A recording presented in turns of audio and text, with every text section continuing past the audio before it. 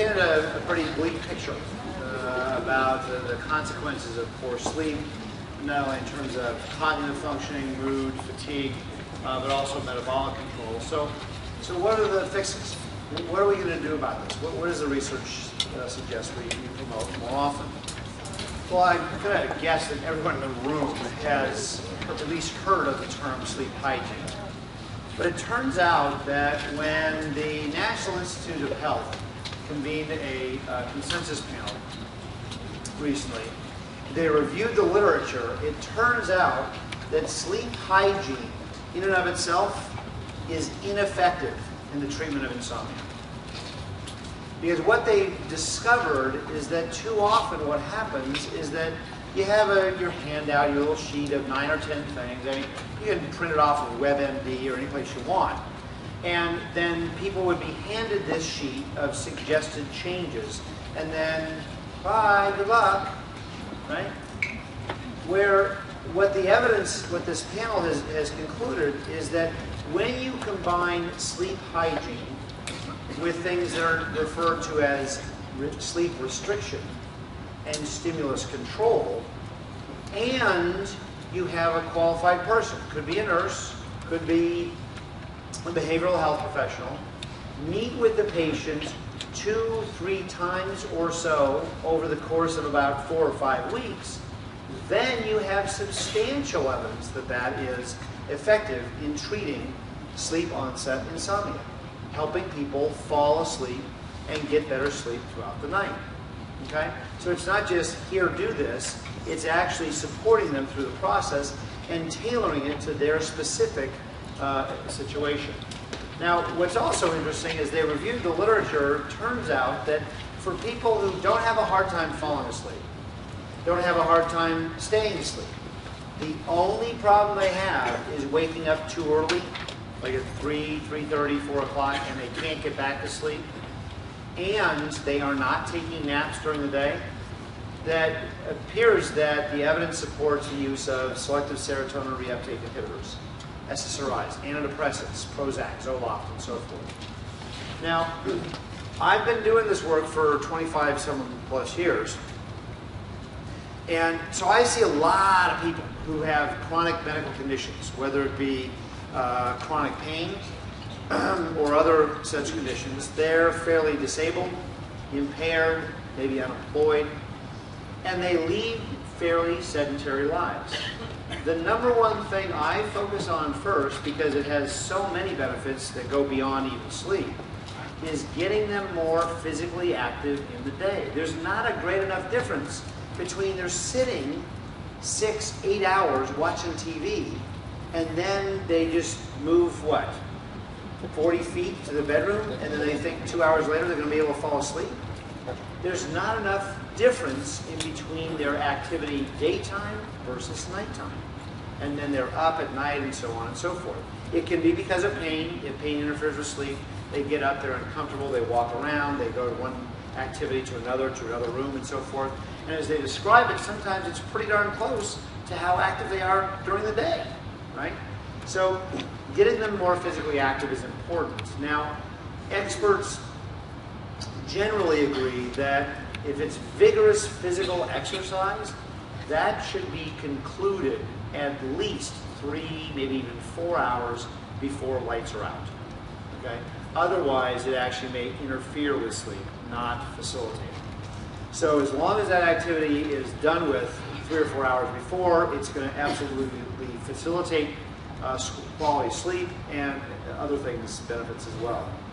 Now, sleep restriction fundamentally says if you're having a hard time and poor sleep efficiency, the first thing you want to do is set a wake time that you can live with 7 days a week.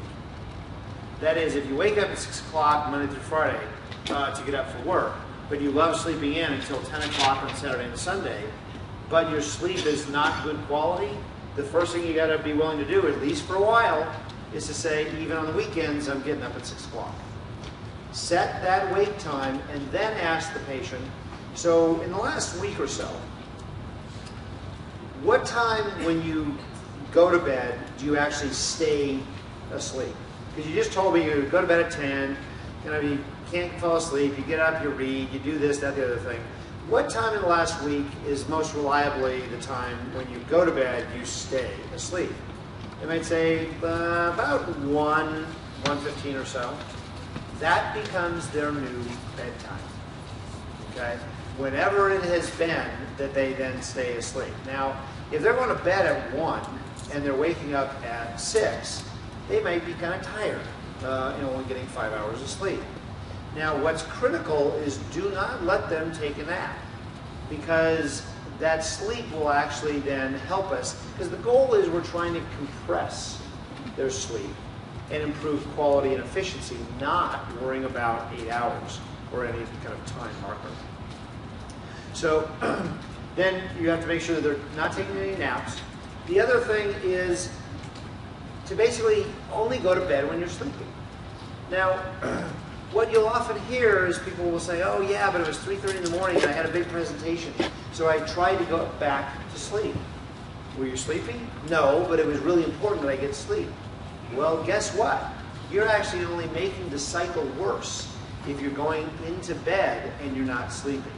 We want you, again, to have sleep efficiency over 90% so that you're doing, basically, stimulus control is saying there's only 2 things that you should be doing in bed that are enjoyable.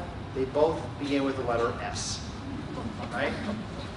Now, stimulus control says if you're eating in bed, if you're reading in bed, you're watching TV in bed, you're on your laptop in bed, those things can be done, but outside the bedroom. All activity outside of sex and sleep should be done outside the bedroom.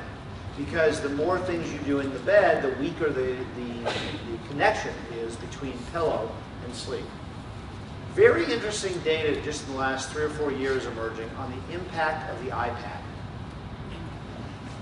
That is, any visual electronics, whether it be a laptop, a tablet, it could be a Nook, a Kindle, any of those things should, and TV for sure, should be kind of not permitted closer than 60 minutes before bedtime. All of those things off, right? Now, if you're not having a hard time falling asleep, you go, but I love reading in bed, then don't worry about it.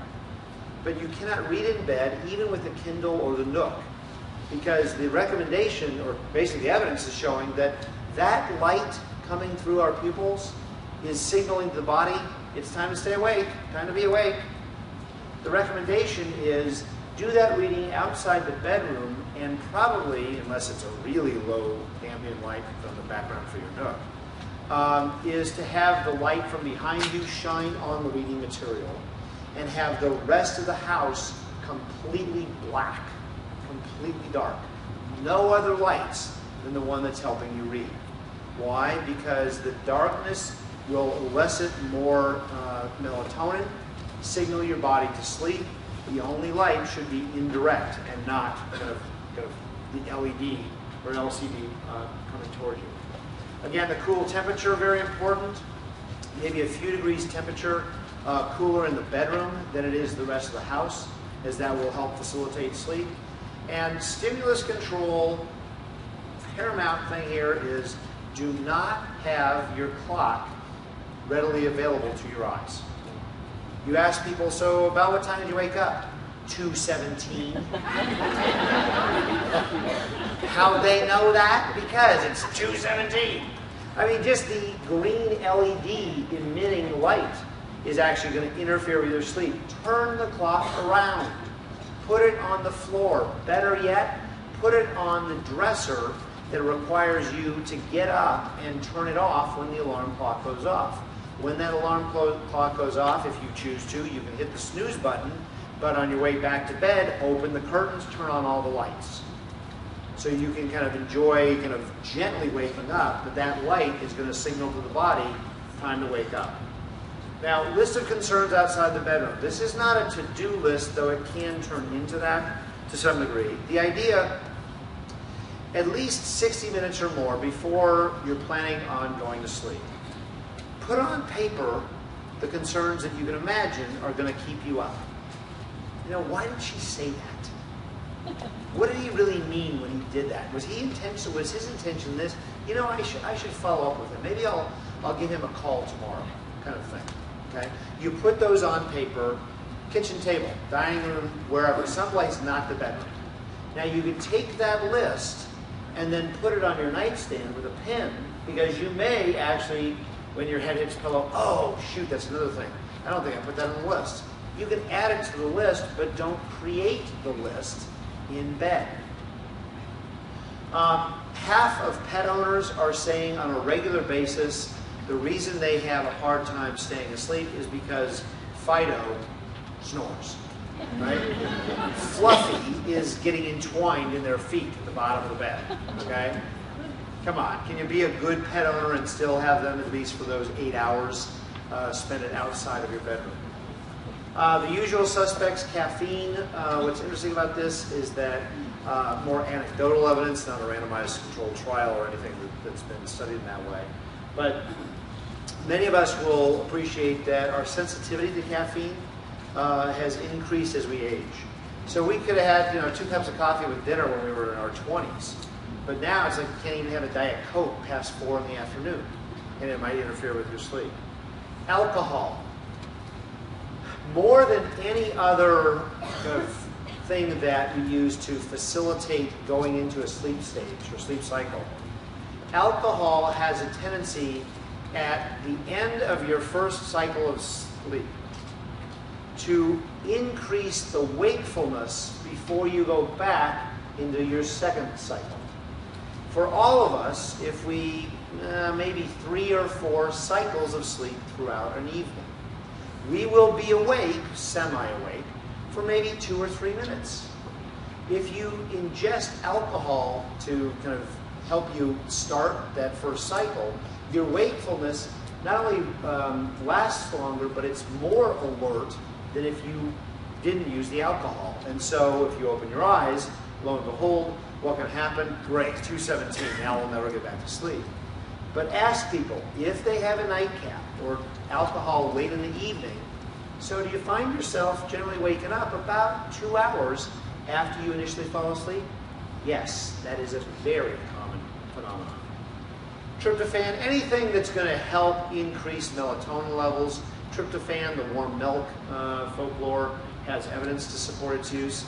You're looking, and I'm not a nutritional expert, but there's not a great consensus here. Most people will say things like cherries, complex carbohydrates tend to be better and should probably be consumed at least an hour before bedtime. The whole idea is you're trying to get a pre-bed routine. And if part of that routine is to have something in your stomach that doesn't require a lot of energy from your body to digest and metabolize, that's really kind of what you're looking for. So you got to ask yourself, what will be different about next week?